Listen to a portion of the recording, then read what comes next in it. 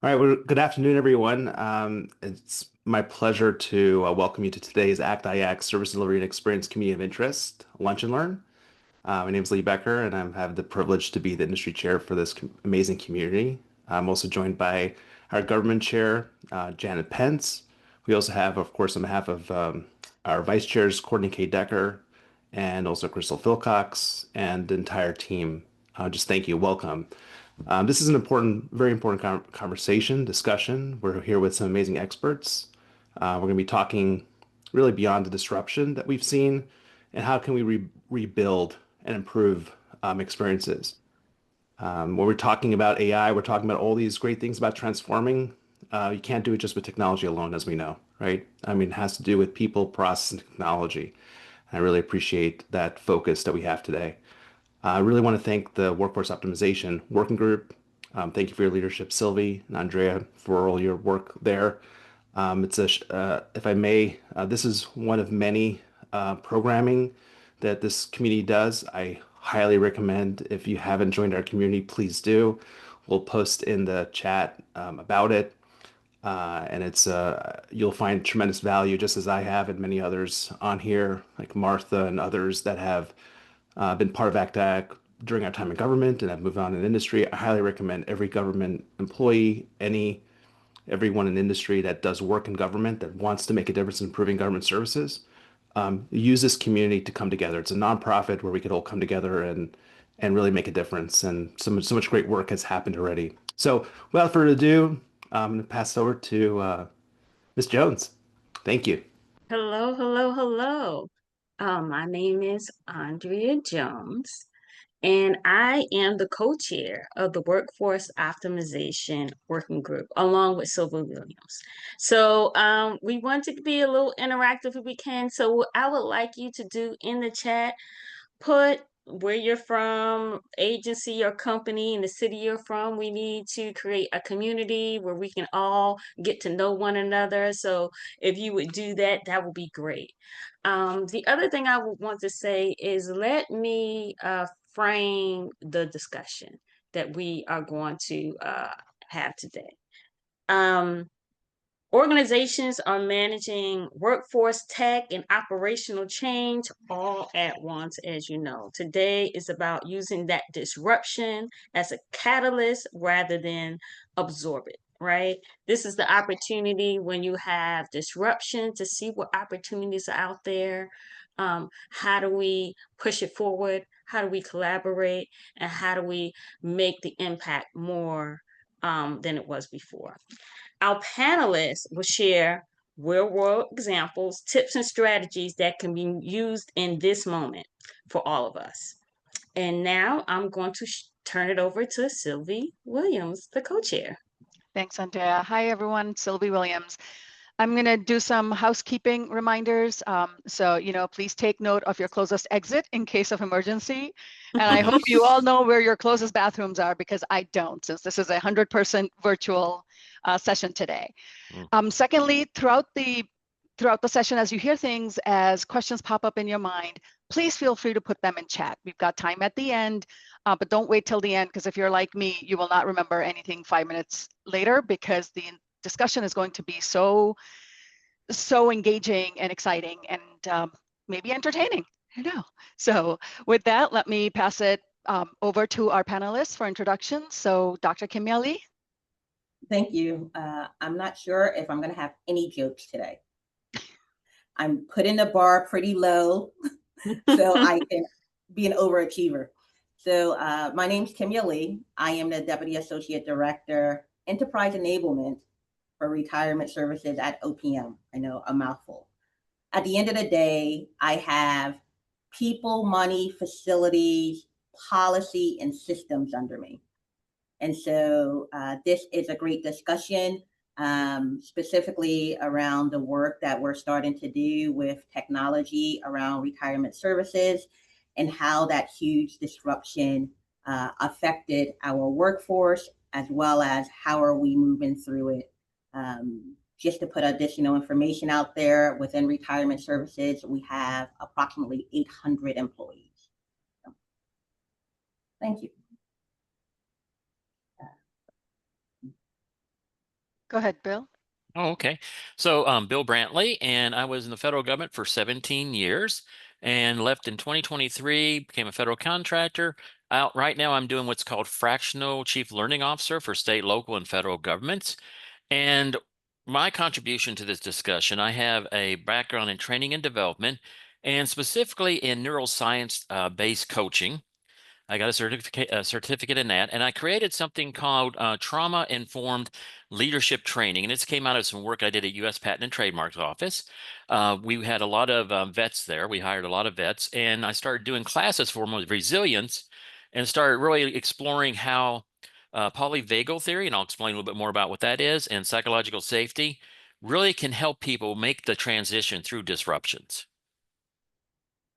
Oh, I love that. I love that. Thanks for those wonderful introductions. I'm going to start with the questions. I'm going to start with you, Kenya.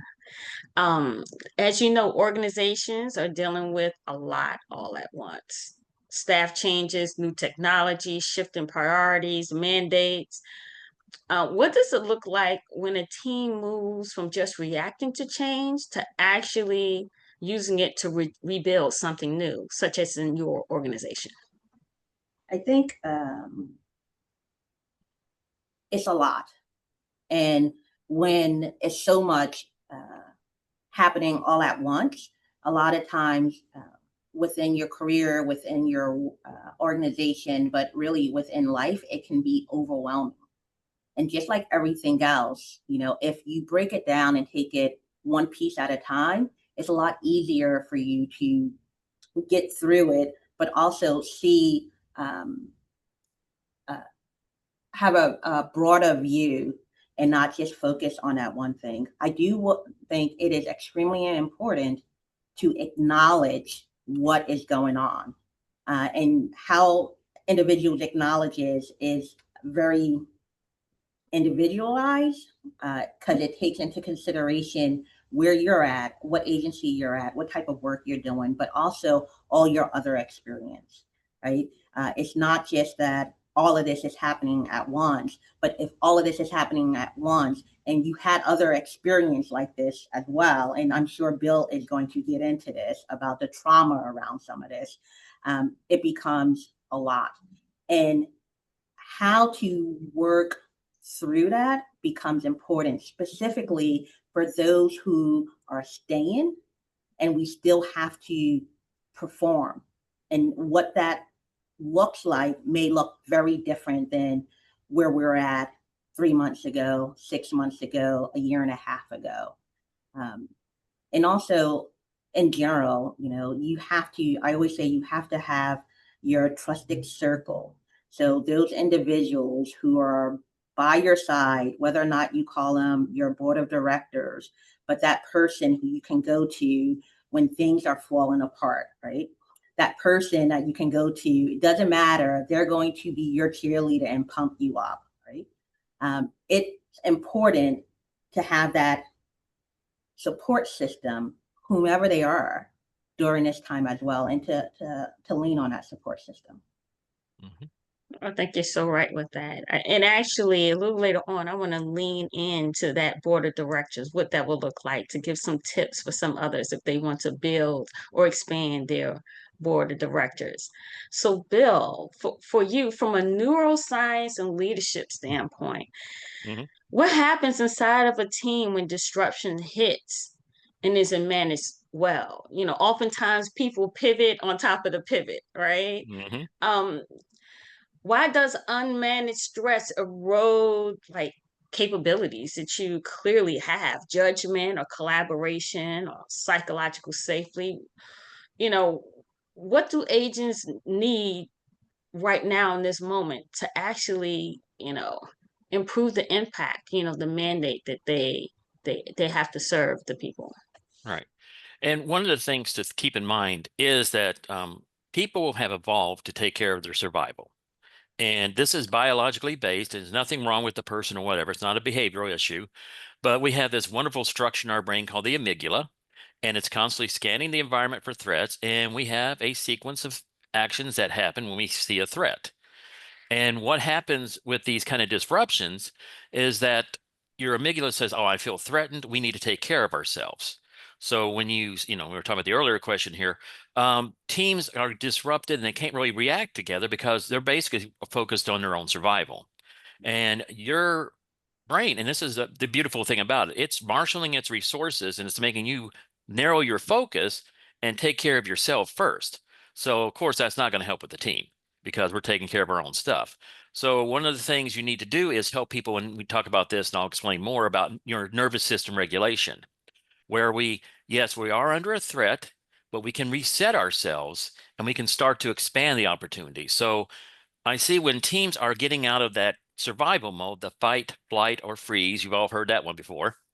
When they get out of their survival mode, then they start expanding their thinking, because the amygdala, the first thing, we don't want to sit there and think, is there a tiger in the bush? Do we want to consider that option? No, we just take off because we're going it's something scary. Disruption can be scary, but it can also be a great opportunity.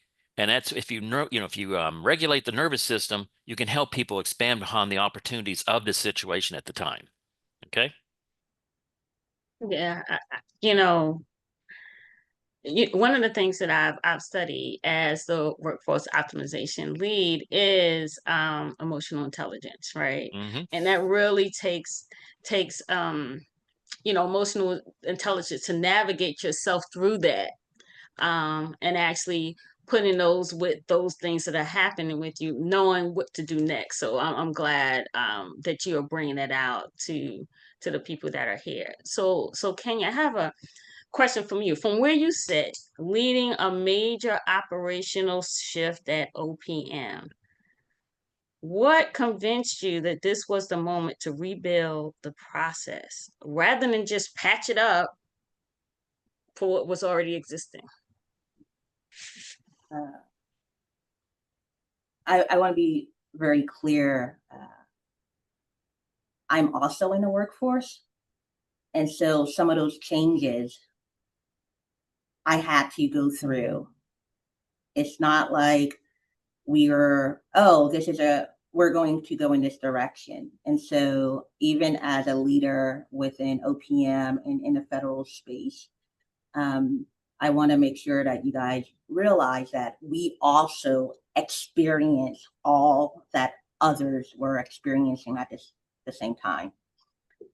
And so for a little bit about this journey, so what we did in retirement services process retirements, pretty straightforward. And we were 100% paper-based for a number of years. We were doing this pilot, and within government, everything is, a little at a time. And why big modernization, digitalization fail is that we're so incremental. Once we get to something big, technology already changed. The process already changed. And so that's why we're always chasing the next thing.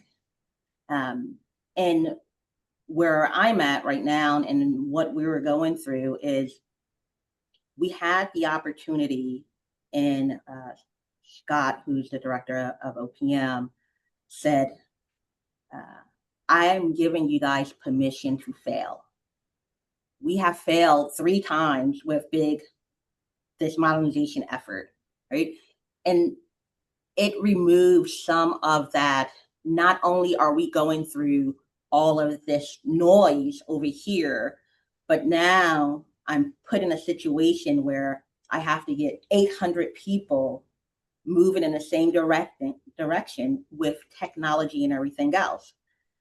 But it's great to know that someone else have my back and it's allowing me to take more risk than I would have on my own. And so I think it's the rebuilding process and not just patching the work, because when we first started, that's the direction we were going in. That's what we were used to. And then when we started to pivot or took a different path, people were, rightfully so, very concerned. And part of us getting them through that being concerned, it was, all right, we are designing this for you. And so we're not designing this, you're designing this. We're just putting the tech around it. And so just like the director of OPM gave me permission to fail and to take risks, I gave that permission to others, even though I didn't say, don't worry, we can fail, but allowing them in that space to bring some of their ideas to the table because we're going to move on them. So. That's so important. Even the problems, right? To have the courage to bring the problems up to leadership so change can happen. What's interesting about what you said is not only an OPM change, it was a government-wide operational change, right? Like Right. not just a system launch, right? So what did it take to actually build that alignment across OPM, other HR communities, payroll providers? Like, what was that like? And did they get on board? Like, what was that like when you were pitching this? The answer is no, right? Because all the agencies have been through this as well, right? Right. And so December of 2024, OPM came out our pilot of the online retirement application. This is the online version of a retirement application. We had 300 applications go through this pilot in a year and a half. We were high-fiving each other. Like we were doing it, right? And then we got this permission to accelerate and to break stuff. And trying to get the agencies on board, because with retirement, it is the individual who's going to retire, but they're usually working with their HR department within that agency. And sometimes it's like a big department, sometimes it's a component.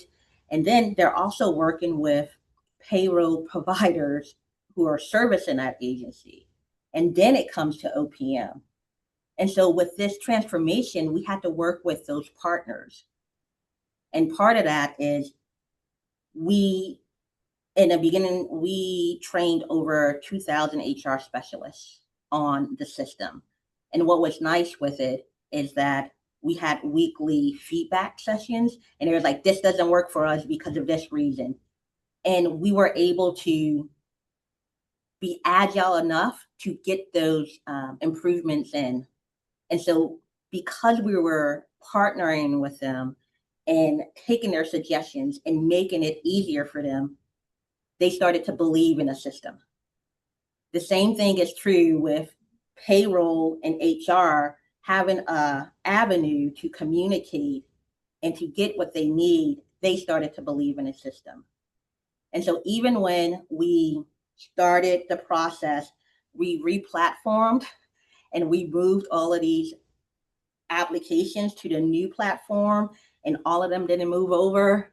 And so this was one of those opportunities where people would, it could have failed at that point. But because we had permission and we knew we were going to break stuff, we just continued. And the biggest thing that the employee who's retiring, HR, payroll, and OPM is getting out of this new system is transparency. We never had transparency into the system. The individuals never knew where their application was. A payroll never knew when they were going to get a retirement application. OPM was just waiting on it. And because it was in paper, there were lots of mistakes. And so there's these second level improvements and benefits that we were experiencing. And when you start to celebrate those very small wins, they become big wins and others start believing in it. Oh, I love that. I love that. That celebrating the small wins, and everything you said is about service design, right? To service, connect the people that are going to be involved in the process, touching the process, and actually using your services and giving, and then using the feedback that you're getting. So many times we have examples of feedback being asked and it doesn't actually result in anything. So Bill, what Kimya described was trust. Right. And persistent as key to across all the partner organizations. From a team culture standpoint, how does a leader actually build that kind of trust across groups for people who don't report to them? Well, I think the key point in Kimya's answer there was that, you're allowed to fail. And also you kind of recast fail. I always like the way when you look at fail and you can say it's a first attempt in a learning. And large part of psychological safety, and there's 4 different parts here. One of those is that people will back you up if you have an idea, it could be half-baked, whatever, but you're allowed to explore and be curious.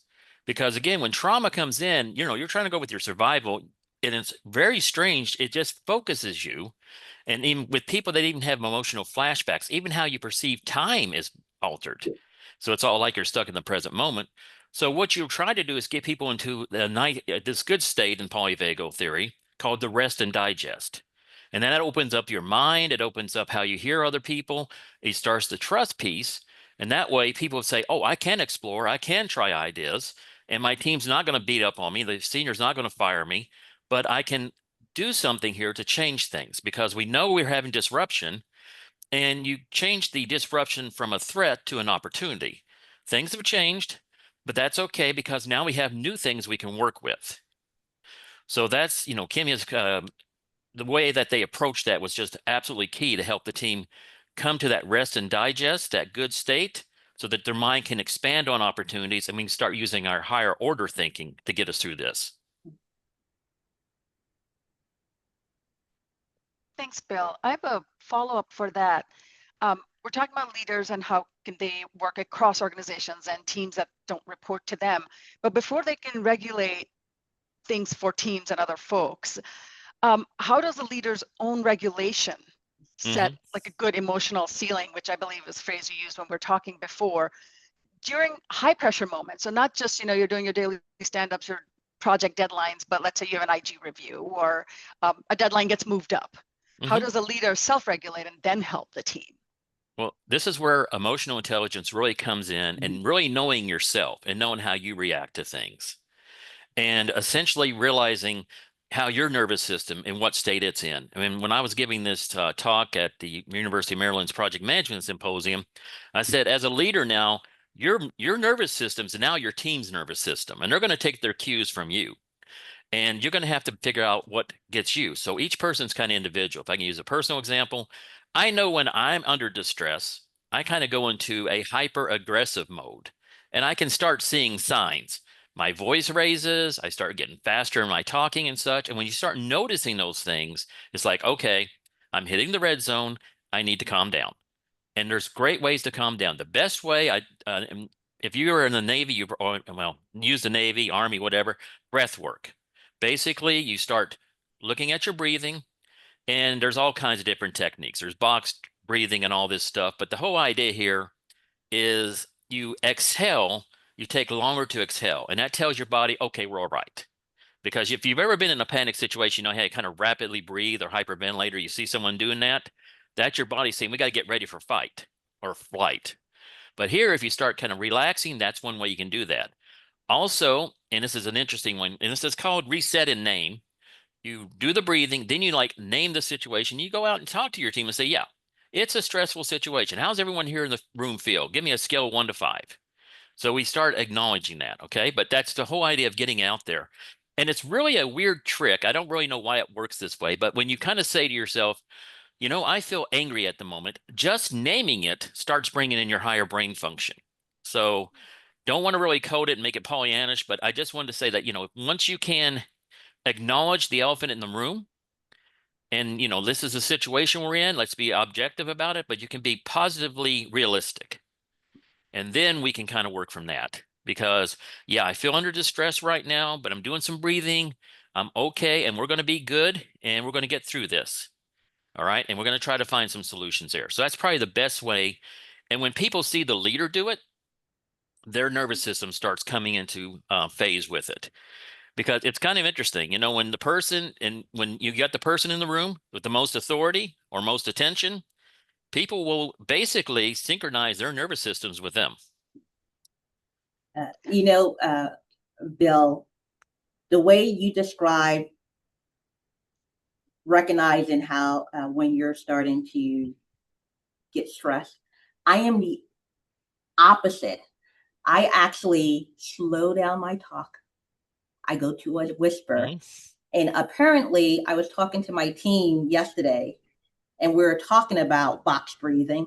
And they said, also, you lean in. And I was like, what? And I was like, yes. And so my team picks up some of these behaviors or situations when they know I'm stressed that I'm not even recognizing. Oh, yeah.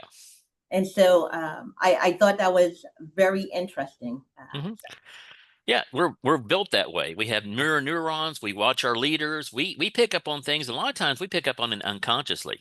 So, and I hate to say this, as a leader now, your nervous system regulation is now your responsibility to keep your team under control too. Right. So another burden for you. Oh, and thank you both of you, Kimya. That's interesting that your team in person caught up on that. Just a quick follow-up, is that all in person or were any of your folks remote who caught on to that? I don't know. We just had that conversation yesterday. Okay. I do think that, Bill mentioned being able to see when you're started to change your behavior. And I love the idea of naming it. And so usually when when we're going through this process, our leadership said, how long do you think you can get one application through totally digital, the whole process? And we were like, we can start in 3 months. And they was like, great, you have 2 weeks. And so immediately I could have went into that flight. How are we going to get this done?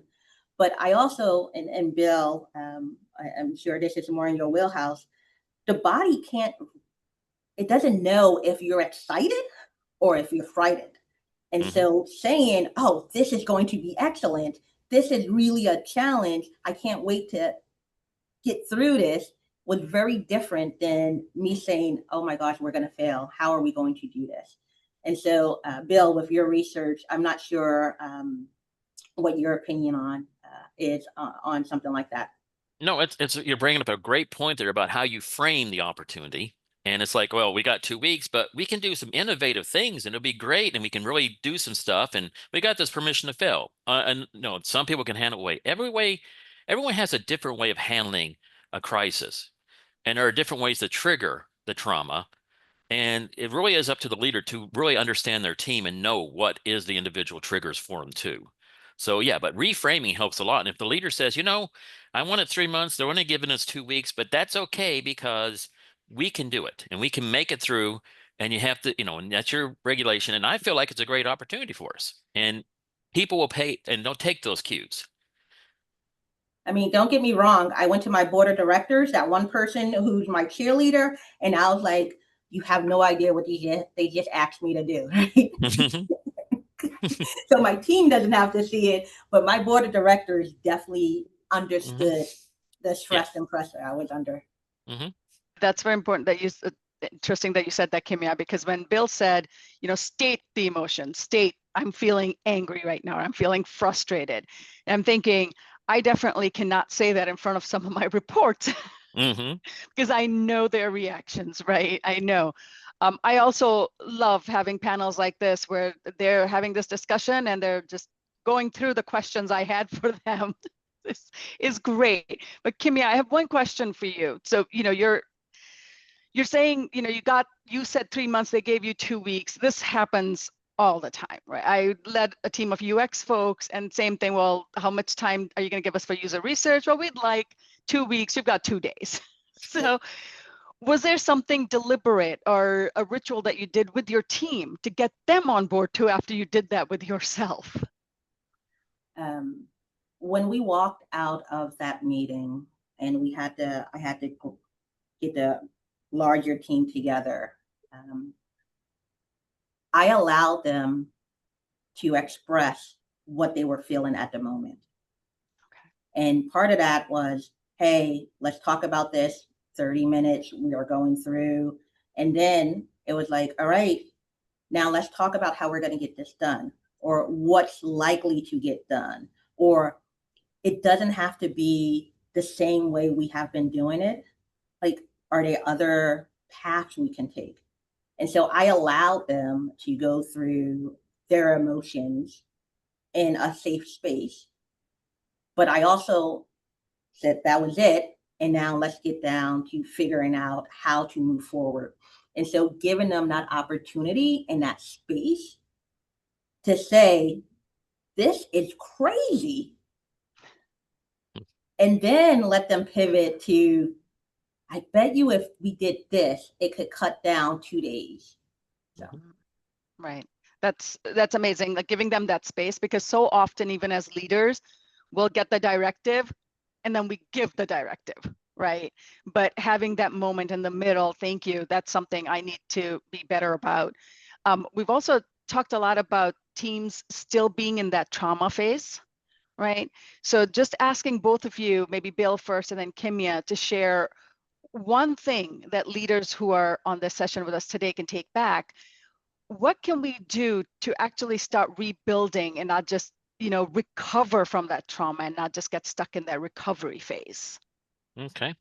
Yeah. So again, as a leader, it's kind of the oxygen mask rule. You've been on aircraft and they tell you put on your oxygen mask first. So regulate yourself first. So let's say you've come out of a meeting with the IG or something, or you come in this with the new directive. We got to do this. I want it 3 months. We're going to give us 2 weeks. You got to regulate yourself first and get yourself, because again, your nervous system is going to be used by your team, and that's going to set the pace for them. So when you are regulated and you come in there and say, yeah, guys, I realize that we didn't get the time we wanted. And I realize a lot of you are feeling traumatized about what's going on right now, but we are going to get it through and we're going to make it through. And you got that calm voice and you got that confidence. People can borrow that from you. And then with your team, just start watching folks. And again, everyone's going to react differently.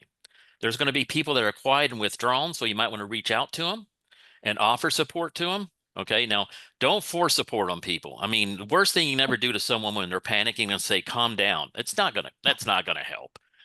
Okay.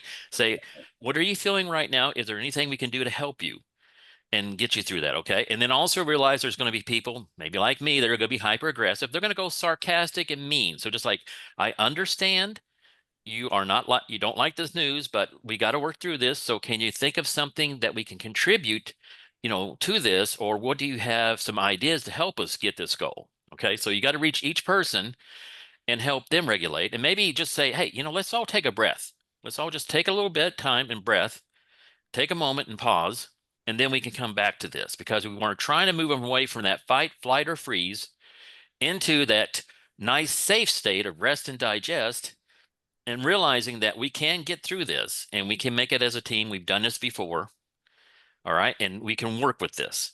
And again, don't downplay the situation. I started my training career back in Boy Scouts. I taught first aid and wilderness survival. I mean, I was talking about extreme situations. And the things we learned is, even in the middle of a crazy situation like that, you need to be calm and you need to be able to, break into your brain the higher functions there to get people through. So I've had some first aid situations that looked really horrible, bones sticking out and everything. Don't want to get gross, but we gotta use we gotta use the knowledge we have. Be calm in the moment. We can panic later.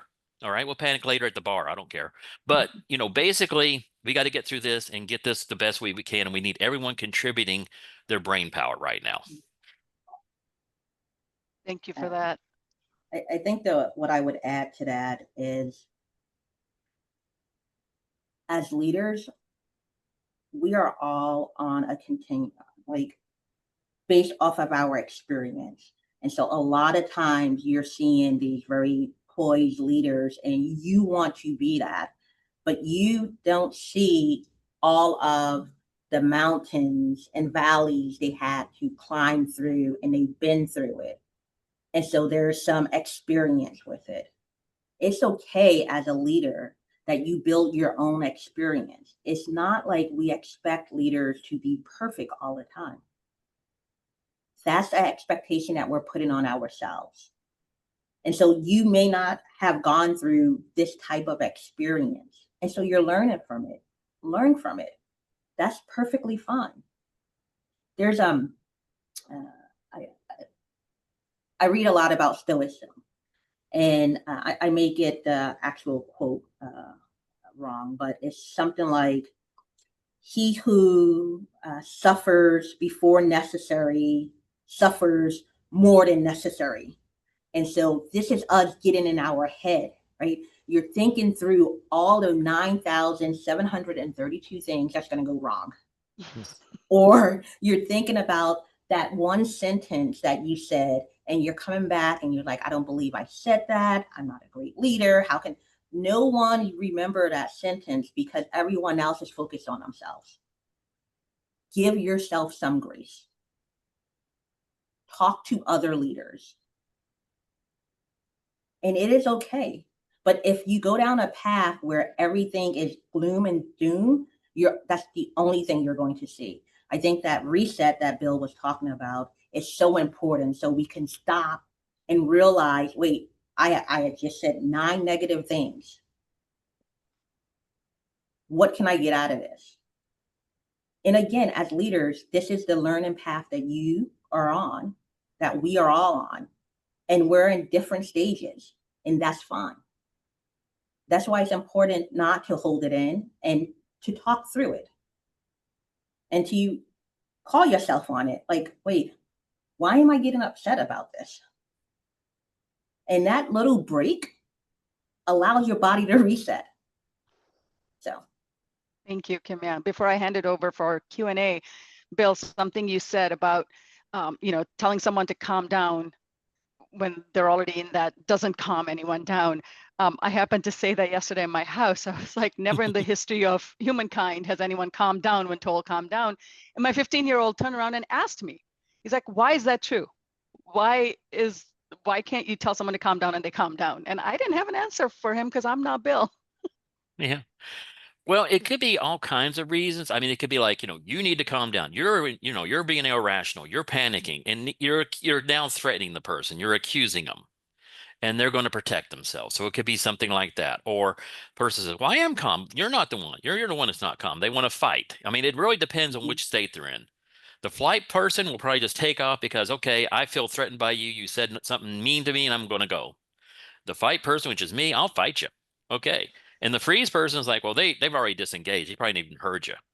But I mean, it's just, yeah, you learn that. And I tell you, the best place I learned this, I worked in Kentucky State Department of Corrections, and I was around prisoners, inmates. And that's one thing they really taught the correctional officers. Don't tell them to calm down, because that's just going to trigger. And it can be a dangerous trigger. So it's just that in your mind, it feels more like a threat when you say something like that.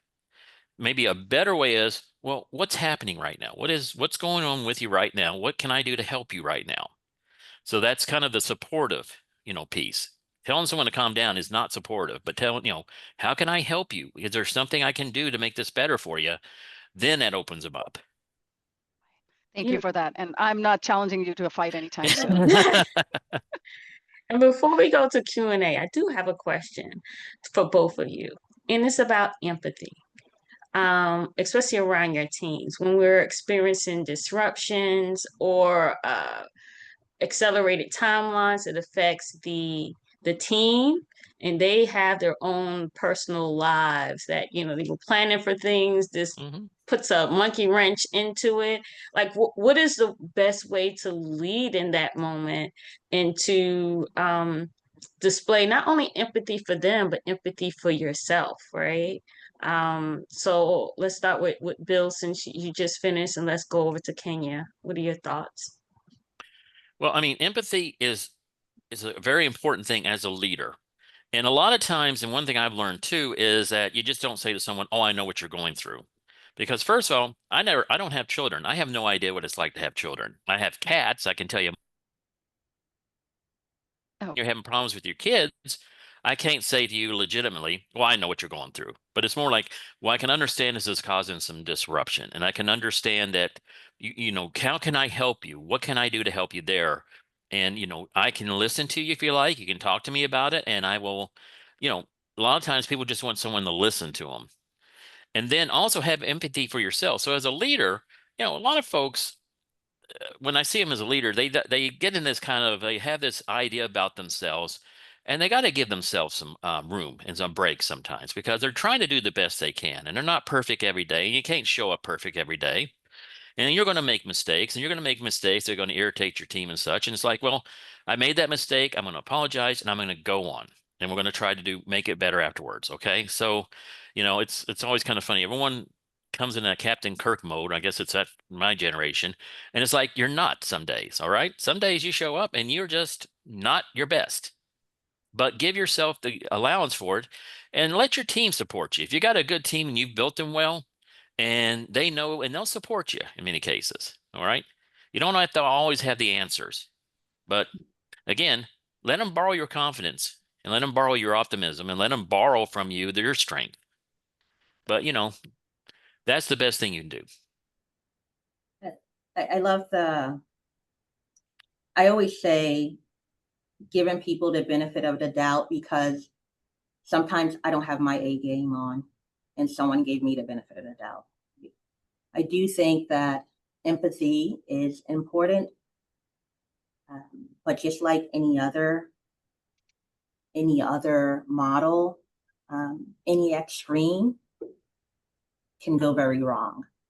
And so you can be an empathetic leader. I understand, or I can see how this is making you upset or whatever it is. But at some point, as a leader, we can't do that for every employee we have. And so you can be as empathetic as possible, but at the end, we still need you to be a leader. And so you can't let so much empathy get in the way of you making the hard decisions. And part of that is going to the individual, whatever decision it is, say, I heard when you were asking for this. I understand why you were asking for this. I can't give you this. And there's some stuff that I can't talk about, but just acknowledging it. But you can't be so empathetic as a leader and not make a hard decision, because you're just spinning it and you're not helping anyone, including your team. Actually, you're hurting your team more. So. Thank you for that. Thank you for that. I think now is a good time to transition to questions. Does that sound good? So if you have any questions, please feel free to put some questions in the chat. And let's kind of go through them. Or you can unmic and ask your own question.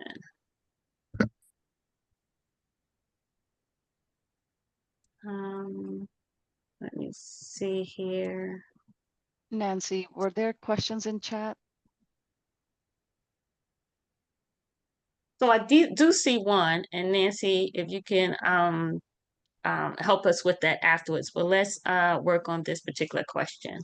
And this is coming from Caitlin, one of our service design leaders. How can employee experience and leadership experience be considered together when redesigning the workplace or the work? So the best designs take into consideration lots of different perspectives, right? And so a lot of times when I know when we're going through this process for retirement services, and what we found was, from a leadership standpoint, my thing was how will our customers experience this new application? From some of our operations manager standpoint was, how can my team experience this new application to get their work done? And some decisions were counterintuitive and were bumping heads until we actually had to figure it out. So one thing would help the customer, but did roadblocks for those who were processing the work.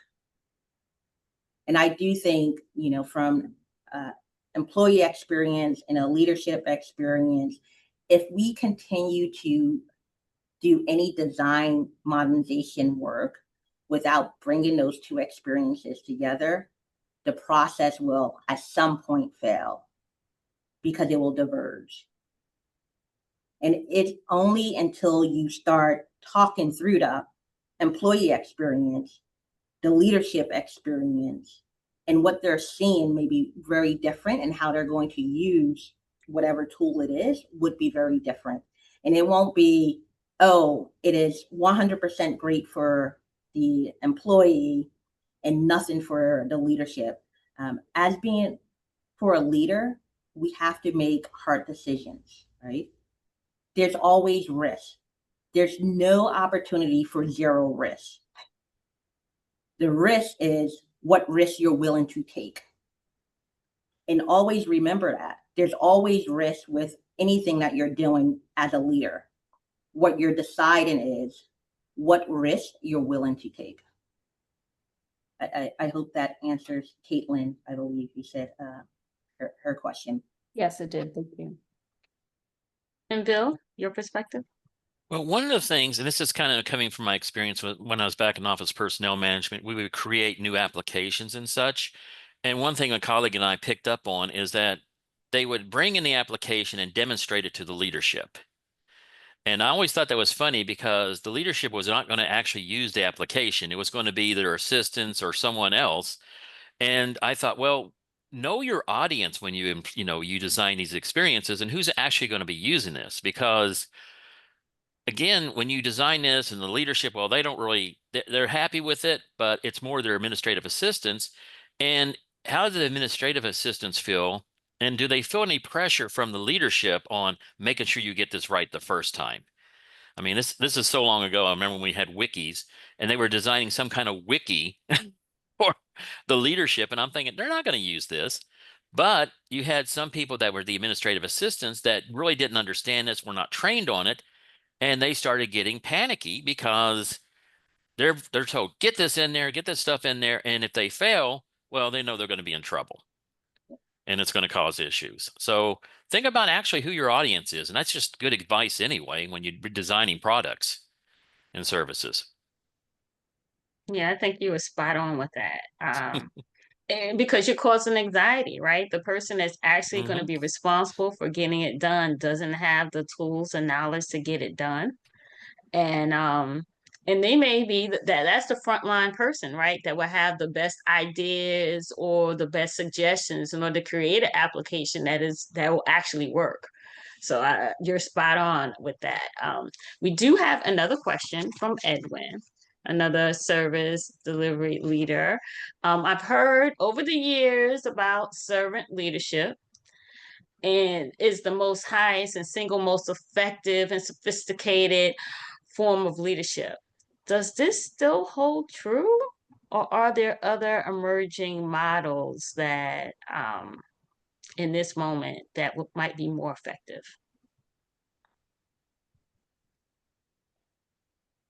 Well, can I jump in, Ro? Because I do a lot of work in leadership development. I'm going to tell you right off the bat. Absolutely. According to the research literature out there could be 88 leadership theories. There could be 156. I went to one conference. There was a poster of 312 leadership theories. So there's all kinds of different leadership theories. Now, I happen to like servant leadership a lot because that's how I was trained as a project manager. But the big issue, and this is why when I do training on it, I pair it with situational leadership, because with servant leadership, what you're doing is you're supporting your team and you're letting them you're basically being the person who helps them out and supports them from behind. But it really depends on the maturity of the followers. And I've seen some situations where you take people that are totally new to the job, totally new to government, and you toss them out there in the deep end, and they say, I'm right behind you here. Well, that's great, but I'm in 8 foot of water and I'm trying to swim and I've never swam before. So I'm drowning. So come and get me. So that's why with the situational leadership, I set it up so that we look at where's the person and when do we apply coaching? When do we apply directive approaches? And then we can kind of help scaffold them into becoming their own leader themselves. So there's got to be some developmental in it. So I think a good piece of that. And again, also depends on the situation. It really is the situation you're working with. And, you know, if you have a whole team of experts that are smarter than you, servant leadership, you know, supporting them is the best thing, but also let them do what they need to do there. And I've seen great teams of brilliant people just disintegrate because the person in charge feels like they have to contribute in some way or be in charge. And it's like, you're not really qualified intellectually to be in charge. You have other talents. You can set the vision, you can set the direction, but step back. And that's a whole theory there. It came out of MIT, which is what we call the no leadership model. And it's fascinating. You got a bunch of smart people, let them do the work, and you just help get them, you know, you help set the direction, you get them going there. So look at your situation, look at your context. I love that, Bill. As I was thinking about the question, it is definitely situational. And like I tell my team, the highest praise I will have as a leader as I transition to somewhere else is that, you know, Kimya was pretty hard, but she was fair, because what one person needs from me maybe is totally different than what another person needs from me. And part of that, I played women's basketball. I was a point guard. And what I learned from that was, even though I had two big girls, so forwards, they needed the ball different ways for them to be successful. And it was my responsibility to figure out how to make them successful. If I just did the same thing for both of them, one would be successful and one wouldn't. It is hard being a leader. It takes a lot of work. And there's no one pattern fits all, because it doesn't fit most. It's what your team needs at the time and what that person needs at the time, as well as it's what your situation calls for at the time. And so, yeah, you can be a servant leader when it's needed, but there's other leadership models that you may have to use at the same time. So that's such a great answer, Kimya and Bilbo. That speaks to intrinsic motivation, right? For each person. So thank you so much. We're going to transition to another question. So as far as the people who are on the call and who are in the service delivery experience, community interest, not only do we have government, federal, state, and local government employees, but we also have industry, right? So next question is from Neil. This is all solid insight into handling yourself and your teams in a time of stress, but I'd like to hear some things on working with a client in the time of stress, especially when the team is causing the stress. So I'll start with Kimya with this one. So for my career, I've been in government, but I also was in private sector for 12 years working with government. And then I came back to government. I do think that this one's a little harder because I had this one situation where when I was in private sector and I was working with a client, and we were not delivering, and the team, some of the decisions the team was making made the situation worse. And I remember going to this individual's office, sitting down with my boss, with him, and it was an experience, like, for those parents out there, like, your child went out after midnight, took the car, and got into an accident. You are so frustrated with that individual for sneaking out, taking a car, but you're so happy that they're okay. And part of it is allowing or recognizing that you're not going to solve that whole situation all at once, and do it mostly piecemeal. So what's the one thing that you can tell that client or work with that client as you continue to, again, build that trust to relieve some of that stress. Because even though someone may not agree with your vision, if they trust you, they'll allow it to play out.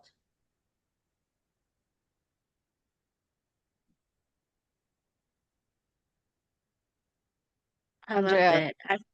Yeah, I'm going to put it over to you. I'd like to take it over to you, Sylvie. Yeah.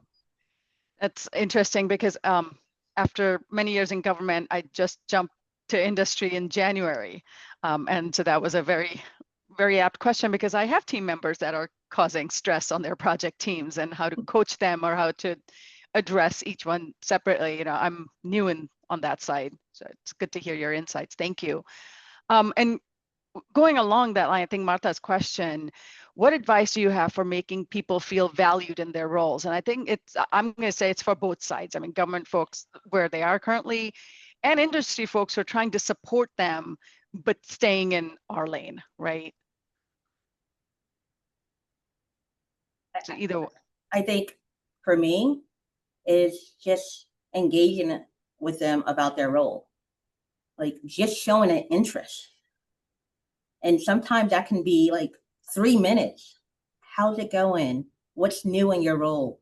People appreciate talking about themselves as well as their role. And so there's nothing, in my opinion, there's nothing spectacular about this. If you want someone to feel valued, interact with them. Mm-hmm. Give them some time. Ask them questions. That's it. Mm-hmm. I feel like there's no magic potion, but I'm going to let Bill tell me my neurons are slightly off, and the neuroscience is going to say this.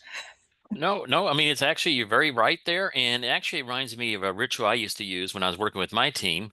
And I would go around in the morning. I mean, the best thing you can do to people is let them be heard. You may not agree with them. They may not get the answer they want, but just listening to them. So when I was leading a team and, managing folks, I would walk around in the morning and just check in with people, and I wanted first also that they never just saw me when something bad went wrong. Okay. I wanted to make sure they see me all the time. And I would carry a cup of coffee with me and a banana. And I would listen to them and let them talk. And whenever I felt like responding to them, I would just stick the banana in my mouth and let them keep talking. So that way they can be heard. And I was not trying to interrupt with my own thoughts, because sometimes, and we see this all the time. People listen long enough so they can respond. And if you do it where you're like, no, I'm going to give you more time, really think out your thoughts, because this way you feel heard. And I think that's the best thing. Even if the answer is no, and I've had those situations, at least I had a chance to state my case and to tell you what was concerning me. Okay, so that's no real deep neurology there. But if you don't like bananas, maybe try an apple. That's the best thing I can say for you. I was hoping you were going to say, Kimya, you're wrong. There is a magic potion and you can buy it on Amazon. You can subscribe and save. Thank you for that. I think we're a minute away from top of the hour. Andrea, what do you want to? Well, I just wanted to let everyone know that we appreciate you spending time with us. You could have been anywhere, but you're here with us. And we also want to respect your time. I know some people have to drop off at the top of the hour, but we are going to go on for a couple more minutes because we have a couple more questions for our guests. And actually, Bill is going to have to leave the top of the hour also. So we'll be asking, Kenya will be in the hot seat for a couple of minutes. And please continue to put some questions in the chat so we can continue and to answer some of those questions. And again, thank you all for the opportunity. Yeah, thank you for the opportunity. Bye-bye. Thanks. I guess next question's by Sean. Kimya, what are some of the bigger failures in leadership you've seen that have amplified neurological stress? I can't.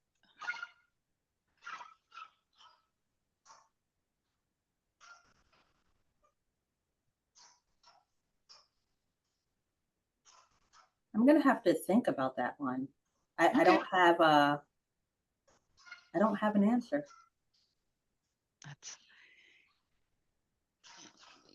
So let me jump in there a little bit. Kimya, you talked about the board of directors. Could you just expand upon that with a couple of things, like what is it for you? How do you find them? Do you switch them out? And what is the benefit that it had in your career? So the way I think about my career is, and my board of directors is not only my career, it's my life, right? These are individuals who have a certain strength that they play a certain role in my life. I have on my board, I mentioned my cheerleader. It doesn't matter what's going on. This individual has my back. Things can be falling apart. I can go to this person and they will be able to see some positive of what's going on. And that's who they are, right? You ask them to show up as they are with their gifts. But I also have someone on my board of directors who will question some past decisions. And sometimes I need that to really be able to reflect on a big decision I made. That person is very different than my cheerleader. And I will go to that person for certain things where I wouldn't go to my cheerleader for.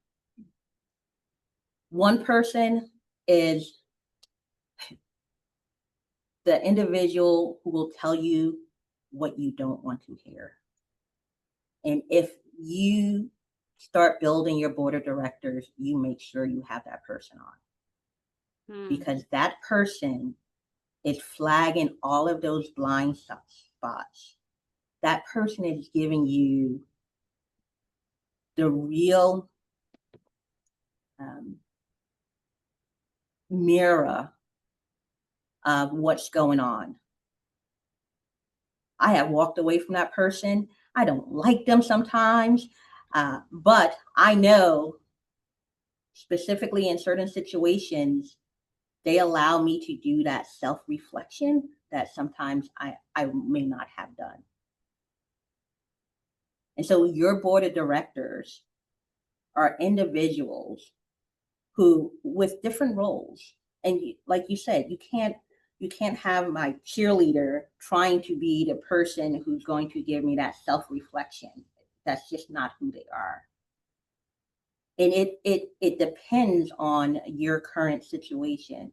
And yeah, my board of directors changed. My board of directors that I had 10 years ago, 3 of them are still on it, but 2 are new because I'm in a different space. I'm in a different spot in my life. Interesting. I think we all need a board of directors, especially throughout our lives, different phases, early career, mid-career, and definitely in leadership positions. I do have a question.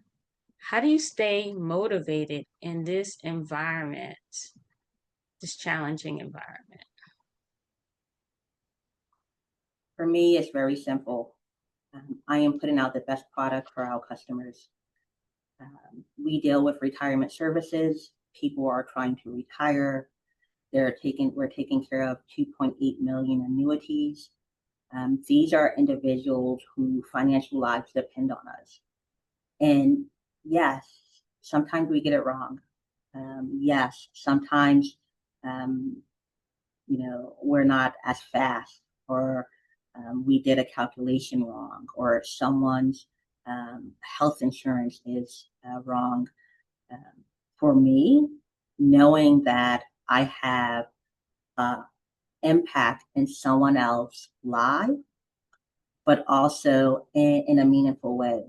And so it becomes easy where every day is a different day. I'm going to come in and I'm going to do the best I can for what they're asking for me for that day. Today is different than yesterday. Yesterday, what I needed to take care of was different from the day before. And that's okay. Excellent, excellent. So I've moved us into like a group session, if you will. So if you have a question for Kimya, could you raise your hand and we can call on you and you can ask your question. And It's a your opportunity. before we do that, I would suggest we'll pause the recording, and since we're in the informal part of the conversation, we'll have free flowing conversation. So do that right now.